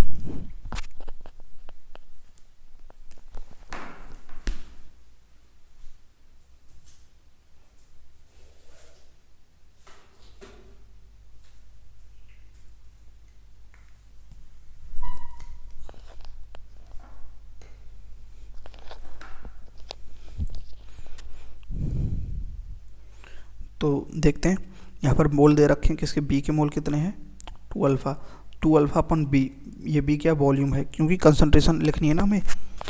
ठीक है, और यहाँ C के मोल कितने दे रखे हैं 3 अल्फ़ा, तो 3 अल्फ़ा अपन B और पावर 3, और यहाँ A के मोल कितने दे रखे हैं 1 माइनस अल्फ़ा। इक्विलिब्रियम पर करते हैं हम KC, तो ये इस प्रकार से इसको लिखेंगे हम, और इसी प्रकार से क्वेश्चन करेंगे। इसी प्रकार से ये है, A से 2B और 3C बन रहा है, तो इसमें 10 मोल दे रखा है, तो 10 माइनस अल्फ़ा, 10 माइनस 10 अल्फ़ा, और 10 को मल्टीप्लाई करेंगे 2 से तो 20, 10 को मल्टीप्लाई करेंगे 3 से 30 अल्फ़ा। तो इसमें क्या स्टोइकियोमेट्रिक कोफिशिएंट के अनुसार देखते हैं, इसके अल्फ़ा जो है, इसके जो मोल है, लेकिन जो ये जो होता है रिएक्टेंट, उसके फ्रॉम डिग्री ऑफ डिसोसिएशन के हिसाब से ये लिखते हैं कि मतलब कितनी डिग्री ऑफ डिसोसिएट होगी, कितने मतलब मोल्स इससे डिसोसिएट होते हैं। KC भाई वही फार्मूला है, KC इस प्रकार से लिख देंगे जैसे ये लिखा था। नेक्स्ट चलते हैं, Dalton's law of partial pressure. Partial pressure का लॉ क्या है डाल्टन का, फॉर गैसियस मिक्सचर, जो नॉन रिएक्टिव गैसियस मिक्सचर होता है उनके लिए ये है। जैसे A और B ये दोनों गैस हैं, ठीक है, तो पार्शियल प्रेशर हम A का निकालेंगे तो क्या होगा, पार्शियल प्रेशर या इंडिविजुअल प्रेशर ऑफ A क्या होगा, मोल फ्रैक्शन ऑफ ए का mole fraction into total pressure P total, ये पार्शियल प्रेशर ऑफ ए आ जाएगा। यानी कि पार्शियल प्रेशर ऑफ ए क्या होगा, मोल फ्रैक्शन क्या होता है, मोल फ्रैक्शन क्या होता है, mole of A upon total mole N A plus N B, दोनों के मोल ए और बी के दोनों को मिल टोटल मोल हो जाएगा। तो पार्शियल प्रेशर ए क्या होगा, mole of A upon total mole into P total. और इसी प्रकार से पार्शियल प्रेशर ऑफ बी क्या होगा, mole fraction of B into P total, या फिर mole upon total mole into P total. ये पार्शियल प्रेशर हम निकाल सकते हैं इस प्रकार से। ठीक है, फोर्थ केस क्या है, अल्फा दे रखा है और के पी अगर दे रखा है, तो जैसे ए से 2b बन रहा है, ये 1 मोल गैस से 2b गैस बन रहा है। इक्विलिब्रियम पर क्या होगा, 1 माइनस अल्फा मोल, और ये क्या बनेगा, 2 अल्फा मोल बन रहा है गैस। ठीक है, तो इक्विलिब्रियम पर क्या होगा, एंड टोटल देखते हैं, टोटल नंबर ऑफ मोल कितने हैं, तो ये 1 माइनस अल्फा और 2 अल्फा मिलाकर कितने हो गए, 1 minus alpha plus 2 alpha 1 plus alpha, ये तो हो गए total mole, N A plus N B के टोटल मोल हो गए। ठीक है, और अगर हम प्रेशर देखें, टोटल इक्विलिब्रियम पर टोटल प्रेशर पी टोटल होता है। ठीक है, अब देखते हैं डाल्टन्स लॉ के अनुसार पार्शियल प्रेशर ऑफ ए निकालते हैं, इसका पार्शियल प्रेशर निकालेंगे तो क्या होगा, mole fraction of A into P total. Mole fraction क्या होगा, मोल ऑफ ए के मोल कितने हैं, 1 माइनस अल्फा लिख दिया, अपन टोटल मोल कितने हैं 1 प्लस अल्फा, तो अपन 1 प्लस अल्फा लिख दिया प्लस पी टोटल लिख दिया, तो ये पार्शियल प्रेशर ऑफ ए आ गया। उसी प्रकार से पार्शियल प्रेशर ऑफ बी क्या होगा, मोल ऑफ बी अपन टोटल मोल ऑफ बी कितने 2 alpha into partial pressure P, मतलब पी टोटल। तो के पी निकालने के लिए वही है पार्शियल प्रेशर ऑफ बी, और बी का कोफिशिएंट 2 है स्टोइकियोमेट्रिक कोफिशिएंट, तो यहाँ क्या लग जाएगा, पावर लग जाएगा अपॉन पार्शियल प्रेशर ऑफ ए। ठीक है, तो अब देखो पार्शियल प्रेशर ऑफ बी क्या है, 2 alpha plus upon 1 plus alpha into P total, 2 alpha upon 1 plus alpha into P total का square upon partial pressure of A क्या है, 1 minus alpha upon 1 plus alpha into P total, इसका square करेंगे तो ये हो जाएगा 4 अल्फा स्क्वायर, ये 4 alpha square upon 1 plus alpha का स्क्वायर हो जाएगा और पी टोटल का स्क्वायर हो जाएगा। ठीक है, और नीचे क्या होगा, 1 माइनस अल्फा 1 प्लस अल्फा, और ये क्या हो जाएगा पी टोटल। तो पी टोटल से एक स्क्वायर, यहाँ 2 पी टोटल हैं क्योंकि स्क्वायर का मतलब 2 है, 2 पी टोटल है, तो एक पी टोटल यहाँ से कैंसिल हो जाएगा। ठीक है, और दूसरा 1 प्लस अल्फा से एक 1 प्लस अल्फा यहाँ से कैंसिल हो जाएगा क्योंकि यहाँ स्क्वायर है, तो ये कैंसिल हो जाएगा। तो क्या बचा, 4 अल्फा स्क्वायर ऊपर और पी टी बचा, नीचे क्या बचा 1 प्लस अल्फा, और ये क्या बचा 1 माइनस अल्फा, ये बचा। तो के पी क्या होगा, 4 alpha square 1 minus alpha square into P total, ये बचा। तो ये इस प्रकार से हमने आया, लेकिन इसकी जो शॉर्ट ट्रिक ये है, x जो है अगर 2 में बन रहा है, इस प्रकार से बन रहा है, तो ये याद रखना है, x अगर 2 में बन रहा है, 2 मोल गैस बन रही है कोई नई, तो कैसे लिखेंगे, के P 4 alpha square upon 1 minus alpha square dot P total, जैसे ये रहा। इसमें क्या है, 1 से 2 ही तो, एक गैस से एक दूसरी गैस के 2 मोल बन रहे हैं। ठीक है, तो इस प्रकार से 4 alpha square upon 1 minus alpha square into P total. ठीक है, ये रहा। वेयर अल्फा क्या, ऑलवेज इन फ्रैक्शन में रहेगा, अल्फा हमेशा किस में रहेगा, फ्रैक्शन में रहेगा। अगर ए से 2 गैस अलग अलग बन रही है, बी और सी, तो क्या रहेगा, यहाँ 4 को हटा दो, बाकी सब सेम है, 4 को हटा देंगे यहाँ से क्योंकि वो 2 मोल था, कोफिशिएंट था, मल्टीप्लाई हो रहा था, उस कारण से 2 को हटा देंगे, तो alpha square upon 1 minus alpha square into P total. ये शॉर्ट है, क्वेश्चन बाद में करेंगे। Degree of dissociation and vapour density या मोलर मास। ठीक है, तो अल्फा की और कैसे निकाल सकते हैं, ठीक है, molar theoretical molar mass minus observe molar mass upon n-1। n क्या है, number of moles of product कब, after dissociation of 1 mole reactant. 1 mole reactant के डिसोसिएट होने के बाद कितने नंबर ऑफ मोल्स प्रोडक्ट बनता है, ये उसका नंबर है n-1 इंटू मोल, एमओ क्या है, ऑब्जर्व मास। ठीक है, ये अल्फा के इक्वल होता है, यानी कि degree of dissociation equal to, ये फॉर्मूला भी है एक, theoretical molar mass minus observe molar mass minus n-1, ये क्या है, number of moles of product form after dissociation of 1 mole of reactant into observe molar mass, या फिर vapour density of ये क्या है, theoretical vapour density minus observe vapour density upon n-1 into D. तो यहाँ पर भी लिखा हुआ थ्योरेटिकल मोलर मास, observe molar mass, theoretical vapour density जो कैसे निकलती है, थ्योरेटिकल मोलर मास अपॉन 2 से, observe vapour density theoretical observe molar mass upon 2 से निकलती है। ठीक है, तो ये फॉर्मूला n क्या है, number of moles of product form after dissociation of 1 mole of fraction. जैसे PCl5 से PCl3 और Cl2 बना, तो इसमें कितने हैं number of moles of product, एक मोल से कितने बन रहे हैं, 2 बन रहे हैं, तो इसकी क्या n = 2 हो जाएगा, number of moles of product form after dissociation. PCl5 dissociate होकर PCl3 और Cl2 बना, तो एक मोल तो PCl3 का, एक मोल Cl2 बना, तो 2 मोल बन गए। इसी प्रकार से 2NH3 अमोनिया है, ये डिसोसिएट होकर के एक नाइट्रोजन और 3 हाइड्रोजन बन गया। तो इसके जो मोल कितने हैं, यहाँ पर कितने मोल में, 2 मोल, 2, अगर हम इसको 1 से करेंगे, इसको 2 से डिवाइड कर देंगे तो 1/2, 3/2, तो इसके यहाँ पर ये कितने, 3 हैं, यहाँ 3 मोल बन रहे हैं, नहीं 2 मोल ही बन रहे हैं, क्योंकि 1 मोल कितने में वो हो रहा है उसे निकालते हैं। तो 1 मोल अगर इसका निकालेंगे तब हमें पता लग जाएगा कितने, तो n = 2 हो जाएगा। Next, factor affecting equilibrium. Equilibrium को कौन कौन से फैक्टर अफेक्ट करते हैं, ली चार्टलीज प्रिंसिपल जो बोलता है वो क्या बोलता है, सीधी सी बात है, इसमें कोई भी फैक्टर अगर इक्विलिब्रियम को डिस्टर्ब करता है तो उसके अपोज में इक्विलिब्रियम शिफ्ट हो जाएगा। If a change is applied to the system at equilibrium, equilibrium पर कोई सिस्टम है उसमें कोई भी चेंज अप्लाई किया जाता है, कोई भी चेंज किया जाता है इक्विलिब्रियम पर, कोई सिस्टम है उसमें, then equilibrium will be shifted in that direction in which can minimize the effect.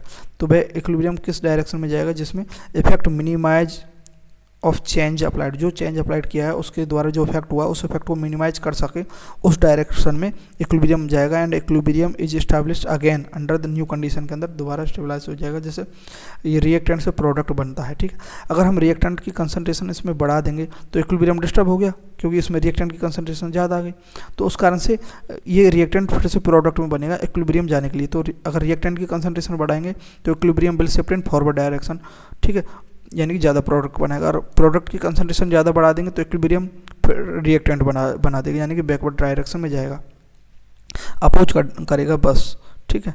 और इसमें नॉट एप्लीकेबल किसके लिए नहीं है, क्योंकि ये सॉलिड है, सारे सॉलिड है, तो सॉलिड की कंसंट्रेशन होती नहीं है, बन होती है, ठीक है। इफेक्ट ऑफ कंसंट्रेशन वही पढ़ रहे हैं, ली चार्टली प्रिंसिपल ही पढ़ रहे हैं। If the concentration of component is increase, reaction shift in direction which tend to decrease its concentration. वही हमने देखा था, अगर रिएक्टेंट कंसंट्रेशन बढ़ाएंगे तो फॉरवर्ड में जाएगी, क्यों, ताकि रिएक्टेंट कंसंट्रेशन कम हो सके। अगर हमने बढ़ा दी है तो प्रोडक्ट की, अगर हमने कंसंट्रेशन बढ़ा दी है तो बैकवर्ड जाएगी, ताकि प्रोडक्ट की कंसंट्रेशन कम हो सके, ये इसका मतलब ये है। नेक्स्ट, इफेक्ट ऑफ टेम्परेचर, ठीक है, अगर हमने ये जो है ये क्या एंडोथर्मिक रिएक्शन है, ठीक है, हम इसमें जैसे ही हीट देते हैं कुछ तो प्रोडक्ट बनता है। मान लेते हैं हमने कुछ हीट दी, 10 जूल हीट दी या 100 जूल हीट दी इस रिएक्टेंट को, तब जाकर प्रोडक्ट बना, और ये 100 जूल हीट के बाद ये प्रोडक्ट बनने पर ये क्या इक्विलिब्रियम पर आ गया। अब इसमें हम अगर एक्स्ट्रा हीट देते हैं तो क्या होगा, ये डिसबैलेंस हो जाएगा। तो हीट को कम करने के लिए, ये इक्विलिब्रियम अटेन करने के लिए भी फॉरवर्ड जाएगा, क्योंकि हीट से ही आगे जा रहा है, तो और हीट बढ़ाएंगे तो और फॉरवर्ड जाएगा, तब इक्विलिब्रियम आ जाएगा। यानी कि टेम्परेचर बढ़ाएंगे तो हीट बढ़ेगी, तो फॉरवर्ड डायरेक्शन में जाएगी। ये क्या है, एंडोथर्मिक है, हीट देने का मतलब एंडोथर्मिक है। और टेम्परेचर अगर इसमें से घटा देंगे, कम कर देंगे, तो फिर से क्या रिएक्टेंट बन जाएगा प्रोडक्ट से, तो ये क्या बैकवर्ड में आ जाएगी। तो टेम्परेचर कम, हीट कम, तो बैकवर्ड डायरेक्शन में जाएगी रिएक्शन, ठीक है। जैसे ये रहा, ये वही एंडोथर्मिक रिएक्शन है। अगर हीट देंगे इसके अंदर तो क्या है, टेम्परेचर बढ़ाएंगे, हीट बढ़ाएंगे तो फॉरवर्ड डायरेक्शन में जाएगी, ठीक है। ये लिखा हुआ है, टेम्परेचर बढ़ाएंगे equilibrium will shift in endothermic reaction, endothermic reaction में इक्विलिब्रियम शिफ्ट हो जाएगा आगे की ओर, ठीक है। टेम्परेचर कम करेंगे तो equilibrium will shift in exothermic direction, exothermic direction में इक्विलिब्रियम शिफ्ट हो जाएगा अगर टेम्परेचर कम करेंगे। ये देखो अच्छे से, यहाँ रटने की बात ही नहीं। जैसे N2 और 3H2 ये दोनों मिलकर के अमोनिया बनाते हैं और हीट निकालते हैं, ये दोनों मिलकर अमोनिया बनाएंगे और हीट निकालेंगे। अब ये हीट निकल रही है बनने पर, ठीक है, अगर हम इसमें हीट खुद देंगे तो हीट निकल रही है बनने पर और हम एक्स्ट्रा दे रहे हैं तो इसमें हीट कम करेगा, ये हीट कम निकालेगा।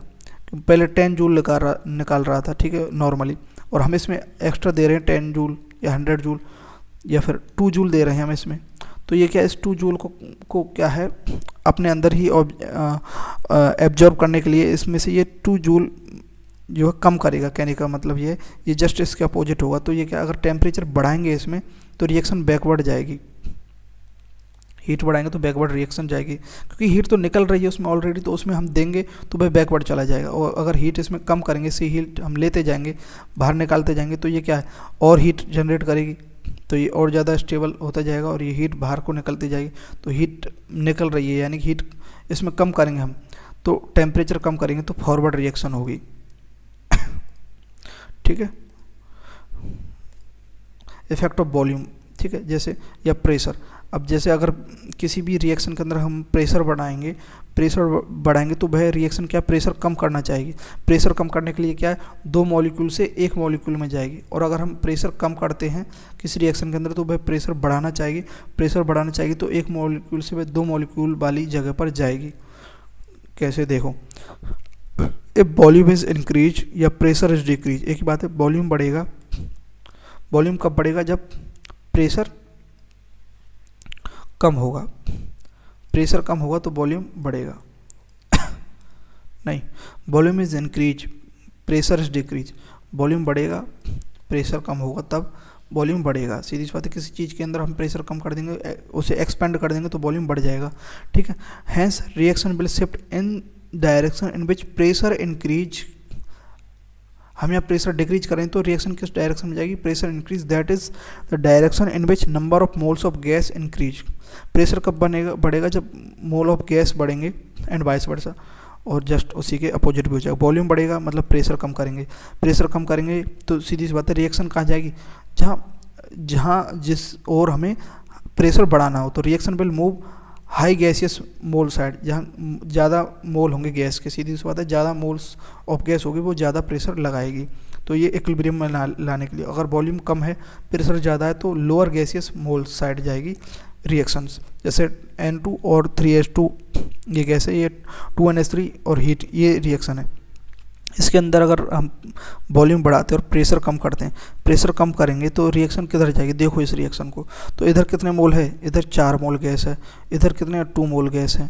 तो प्रेशर अगर कम करेंगे तो बढ़ाने के लिए क्या है भाई, ज़्यादा मोल होंगे तभी तो बढ़ेगा ना प्रेशर, ज़्यादा मोल ऑफ गैस होगी तो ये बैकवर्ड में जाएगी।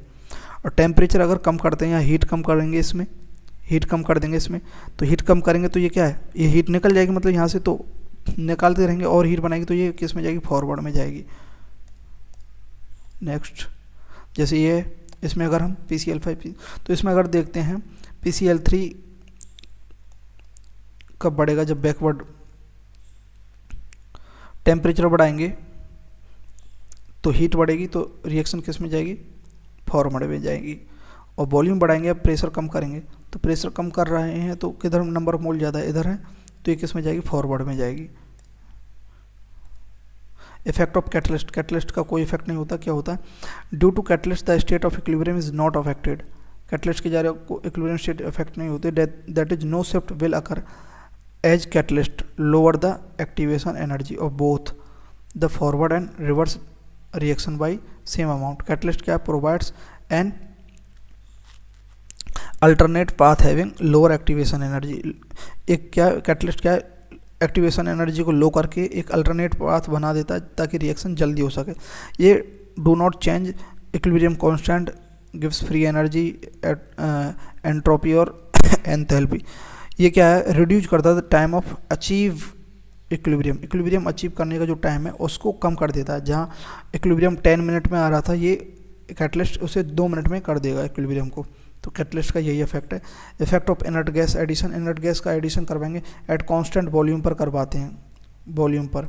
तो inert gas addition has no effect at constant volume पर, कोई इफेक्ट नहीं। वॉल्यूम में अगर हम कोई कांस्टेंट वॉल्यूम में गैस का एडिशन करेंगे कोई बात नहीं होगी उसमें, लेकिन अगर कांस्टेंट प्रेशर पर अगर हम इनर्ट गैस डालेंगे तो प्रेशर कांस्टेंट है तो इनर्ट गैस डालने पर प्रेशर बढ़ेगा, तो inert gas addition lead to volume increase, तो कांस्टेंट प्रेशर पर वॉल्यूम इंक्रीज होगा।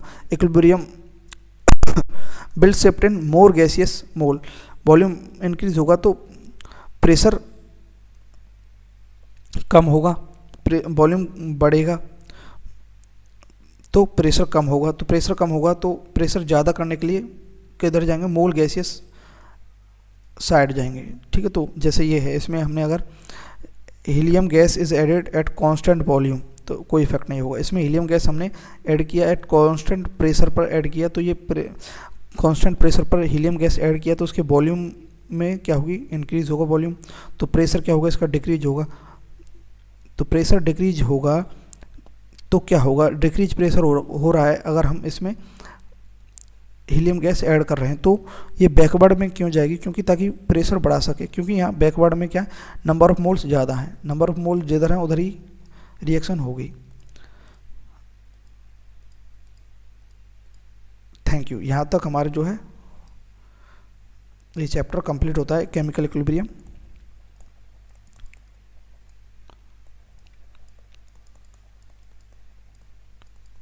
ब्रियम कंप्लीट। अब क्या पढ़ेंगे हम नेक्स्ट, आयोनिक इक्विलिब्रियम। ठीक है, थैंक यू।